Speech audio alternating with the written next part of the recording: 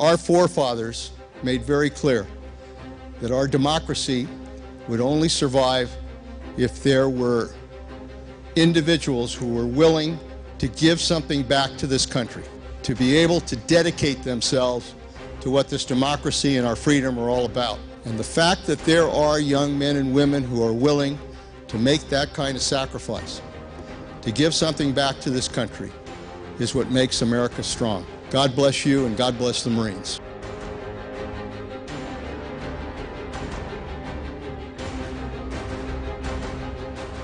Since our first call to duty 237 years ago, Marines have established a reputation as bold innovators and elite warriors, anchored by our sense of honor and love of country.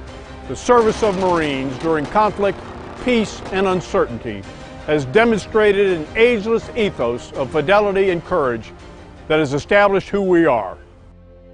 The State Department confirmed the U.S. diplomatic mission in Benghazi, Libya, was under attack. An ambassador to that country was murdered last night along with 3 other Americans. City of Benghazi, the second attack on overseas U.S. Marine rapid response team sent to Libya. A Marine team is now making its way to Sudan to deal with the aftermath. Marine rapid response team is in Yemen's capital following the violent attack on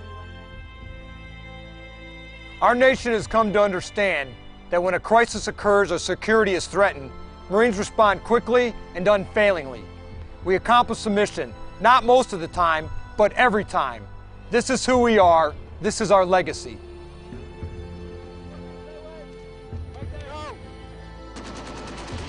Responding to crisis with the same tenacity of today's United States Marines, the leathernecks of our greatest generation answered the clarion call 70 years ago. Exactly 8 months after the attack on Pearl Harbor, more than 19,000 Marines and sailors landed on the Japanese-held southern Solomon Islands. The ensuing battle for Guadalcanal would begin a hard-fought and epic 6-month campaign that would mark a turning point in the Second World War.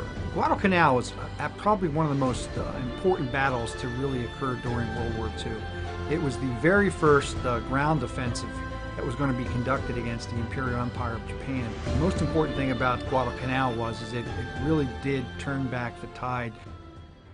Naval parity against the Japanese had been achieved at the pivotal battles of Coral Sea and at Midway. At the time the battle for Guadalcanal and Tulagi began, Japanese forces in the Pacific remained strong, capable, and confident of victory. At the same time, U.S. forces were still in a vulnerable state, having suffered tremendous casualties in the 8 months since Pearl Harbor. In the late summer of 1942, upon learning Japanese forces were building an airfield in the southern Solomons, the U.S. Joint Chiefs of Staff made the decision to seize the key islands of Guadalcanal and Tulagi. Although newly arrived in the Pacific, the 1st Marine Division, under the command of Major General Alexander Vandegrift, was selected to make the critical landings. Henderson Field was essential. It was an unsinkable flat top. Without it, we had no air defense at all. During 1 week in late August and early September alone, some 5,000 Imperial troops landed and were thrown against the Marines' defensive perimeter. The constant attacks tested resolve, but the line was held. Marines endured not only relentless attacks from the Japanese, but also malaria, dysentery, short supplies, and the harsh tropical climate of the South Pacific. And then the natives came in and told us that a couple thousand Japanese had landed at Tasamboko. Edson asked permission to go, and we destroyed Kawaguchi, destroyed his rear echelon. We captured his heavy weapons, and we captured all of his food stuff. We were ordered back to amphibious area where Vandegrift had his headquarters. Edson wanted to stay and tackle the tail end of Kawaguchi's brigade that was headed up toward Henderson Field. Here at Alligator Creek, at Bloody Ridge, the Matanikaw River, and in the skies over Guadalcanal, combat legends like Lou Diamond, Merritt Red Mike Edson, John Basilone, Mitchell Page, and Harold Bauer demonstrated the grit and tenacity for which leathernecks are known. The Marines taught us to be men, really. We were young boys, and they taught us to be men and to work with each other, to accept the hardships with each other, and also any glory that there might be or anything like that. It was a tremendous help. The total cost to the Guadalcanal campaign was high. On the ground, almost 1,600 officers and men were killed. 1,152 of them were United States Marines. The wounded numbered almost 5,000. The Japanese, in turn, lost close to 25,000 men on Guadalcanal to combat illness, wounds, and starvation. As significant as the physical destruction of Japanese forces by a combined arms team was, the Guadalcanal campaign was also a psychological victory for the American public. On a level playing field, the best forces of the Japanese Empire had been defeated. As we pay homage to that victory of 70 years ago, we reflect on the personal courage and sacrifice of those who fought on Guadalcanal. Now memorialized with humble headstones and name inscriptions like these here at the American Cemetery in the Philippines, we honor and remember those who gave so much. Guadalcanal was their last offensive action. After Guadalcanal, the Japanese were on the defensive throughout the Pacific. Following the repulse of the Japanese counterattack early in the battle, General Vandergrift described his young Marines by saying, "These youngsters are the darndest people you ever saw when they get started." With the same spirit as the Marines of World War II, who fought for honor and for country, today's Marines, nearly all who joined since 9/11, continue to follow the colors into harm's way, knowing full well what the hardships they will endure. We started taking machine gun fire from multiple positions. Our heavy guns, our 50 caliber Mark 19, started engaging. I was posted up into rear security, and as I was doing so, I heard some arguing going around a tall wall. I popped that corner. I shot 2 bursts, about 15 rounds apiece. I went right behind the corner to reload, and I saw a machine gun barrel come around the corner. So I grabbed it, I punched the guy, threw him up against the wall.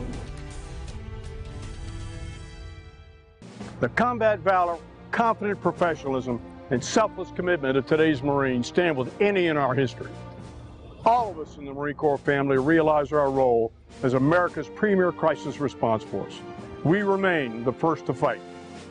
We will continue to be faithful to our nation and to one another, and never take for granted the blessed liberty our country has given us. My service, I feel, is dedicated to those young Marines, the ones that are really putting their lives out there on the line. The 17, 18, 20-year-old that raises his right hand and says, "I'll volunteer for my country." And it's all about protecting people who need protection. And when you need support, you call the Marines, and the Marines go in and they do a phenomenal, phenomenal job. He's chosen to become a United States Marine, and to be, you know, to choose a selfless career of service and sacrifice. I'm humbled by, you know, by that choice that he's made. We serve, we all sacrifice. We have the eagle, globe, and anchor tattooed on our soul. In the last 10 years of war, nearly 14,000 Marines have given more. And despite their wounds, they're not done giving. They're not done living. They're thriving. I truly believe I do more now than I did before I was injured. So minus 2 legs, I am a wounded warrior who's going to Georgetown in snowboards. And you know, those kind of things they're not quantifiable. They're just absolutely remarkable. And it's not because of me, it's because of the wounded warrior support.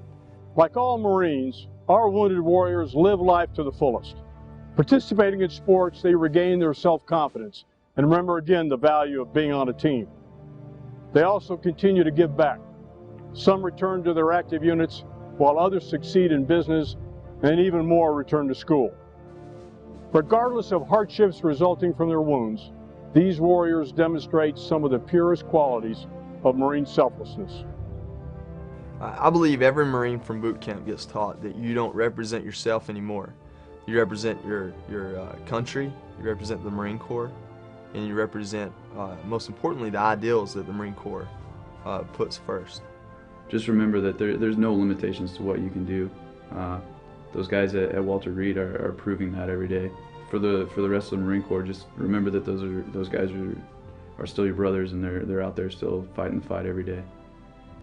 As we celebrate this year's birthday, take time to reflect on all our Corps has accomplished. Remember those who fought on Guadalcanal. Honor the sacrifice of our many brothers and sisters, and remember those that have gone before. Continue to do great deeds and endure. I'm proud to protect my country and to serve in the footsteps of those men and women who have served before me. I'm forever grateful for those who have given the ultimate sacrifice and for those men and women who still continue to sacrifice. Our Corps will continue to be defined by our ability to successfully respond to the world's most challenging and chaotic situations. For honor and for country, we'll maintain our world-class standards of discipline, always remembering who we are. Take pride in all that you've accomplished, and know that Sergeant Major Barrett and I appreciate your enduring fidelity, your hard work, and your sacrifice. Happy birthday, Marines, and Semper Fidelis.